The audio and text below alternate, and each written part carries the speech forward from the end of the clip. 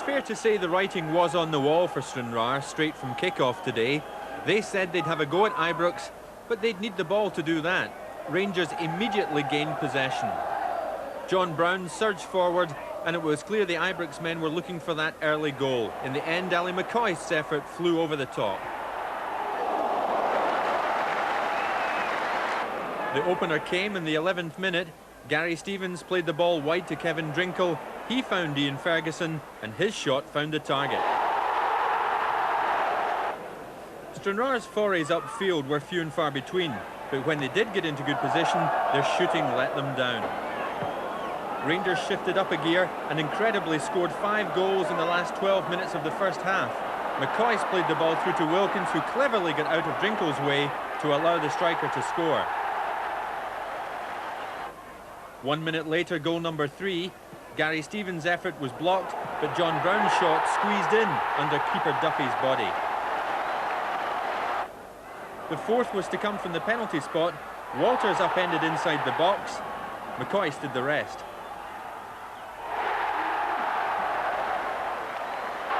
Two minutes later, Derek Ferguson found Walters positioned perfectly to score Rangers' 5th.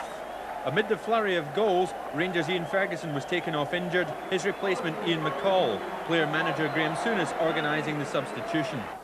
Then, right on half-time, the 6th. From a Mark Walters corner, Butcher jumped highest and John Brown headed home. Whatever Stranraer had in mind for the second half made little difference to the run of play, Drinkle scoring the 7th in the 48th minute. Ali McCoist could have laid claim to the afternoon's most spectacular goal had his overhead kick beaten keeper Duffy. It was then the Ibrox faithful acknowledged the unhappy plight of the visitors and began cheering any Stranraer move.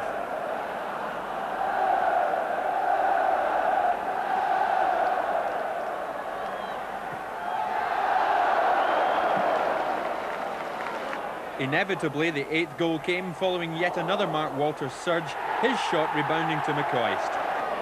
McCoist was on for a hat-trick. Yes, it could have been 9. Walters upended again inside the box, another penalty awarded, but would you believe it?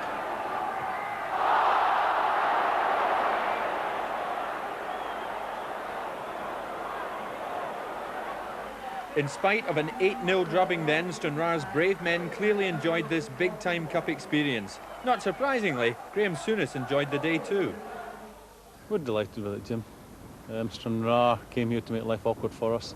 Unfortunately, we got the goal, which changed the game. The first goal was quite spectacular for me and Ferguson.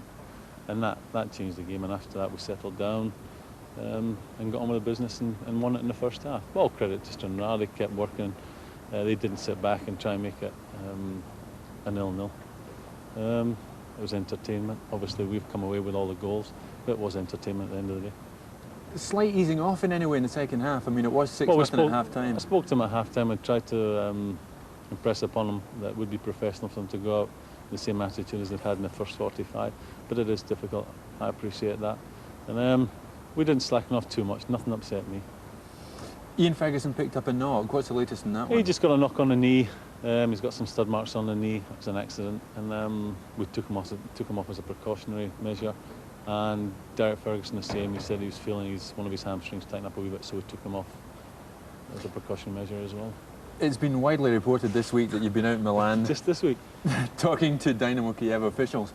What is the latest on that? I mean, is Vasily Rats coming here? We have kept in close contact with Dynamo Kiev since we played them here 2 years ago. I was invited out there to speak to them about several things. As everybody knows, their system is changing at present. They're going to start to not only sell players abroad, but start to import them as well. I went out there and spoke to them about several different subjects, and one of them was, yes, the subject of bringing players from Russia to possibly play here. There's nothing specific in it, and there's nothing immediate. There'll be no Russian playing at Ibrox next Saturday. Nothing immediate? There's nothing immediate, no. And in the meantime, the offer's on the table down at Sheffield Wednesday for Mel Sterling. Yeah, we've made an offer from Mel Sterling, and really it's up to Big Ron now, who's in charge at Sheffield Wednesday. It's a difficult one for him because he just arrived at the club, and only he can make the decision. But we certainly are hoping we'll get a positive answer sometime next week. But 8-0 today. I'm delighted. I mean, it's the first we've been in the cup, or I've been in the cup.